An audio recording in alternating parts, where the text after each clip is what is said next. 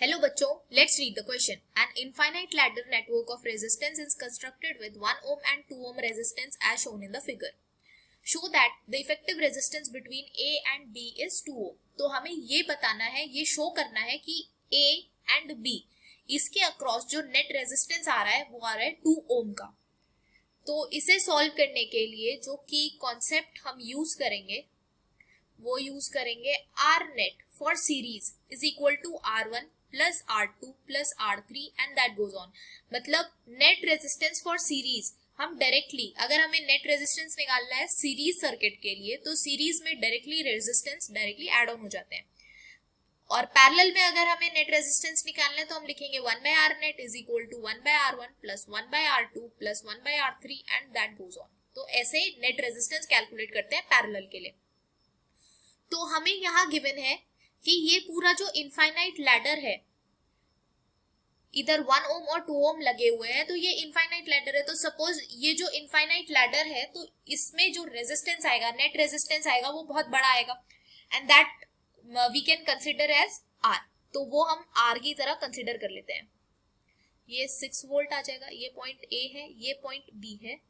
यहाँ 1 ओम दे रखा है एंड यहाँ 2 ओम दे रखा है. अब इसके साथ पैरेलल में ये पूरे लैडर का अगर सपोज हम नेट रेजिस्टेंस लिखें तो वो R लिख देते हैं. और हम ये भी बोल सकते हैं कि अगर ये जो पूरा लैडर है इसके लिए नेट रेजिस्टेंस अगर R आ रहा है तो ये पूरे सर्किट के लिए जो नेट रेजिस्टेंस होगा वो भी R होगा. तो हम सबसे पहले इसको अगर रिजॉल्व करें तो इसको रिजॉल्व करने पर ये लिखेंगे हम 1 by R net is equal to 1 by 2 plus 1 by R, क्योंकि ये दोनों पैरेलल में है. अब पैरेलल में नेट रेजिस्टेंस अगर ऐसे हम सॉल्व करेंगे तो ये आएगा 2R बाय 2 प्लस आर. तो इसको सॉल्व करने पे आया हमारा 2R बाय 2 प्लस आर. अब इसको अगर हम और सिंप्लीफाइड बनाए तो ये हो जाएगा 1 ओम और ये यहाँ हो जाएगा 2R बाय 2 प्लस आर. और यहाँ एक 6 वोल्ट की बैटरी है between point A and between point B. तो ये एक सर्किट आ गया. अब ये देख सकते हैं कि 1 ओम और ये 2R बाय 2 प्लस आर ये सीरीज में है. तो नेट रेजिस्टेंस हमने बोला कि ये पूरे सर्किट का R आएगा. तो R will be equal to R1 plus R2, मतलब 1 plus 2R bye 2 plus R. ये हम लिख सकते हैं.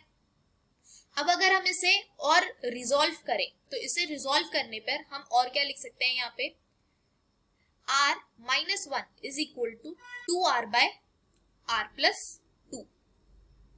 तो अब हम यहाँ लिख सकते हैं R minus 1 multiplied by R plus 2 is equal to 2R.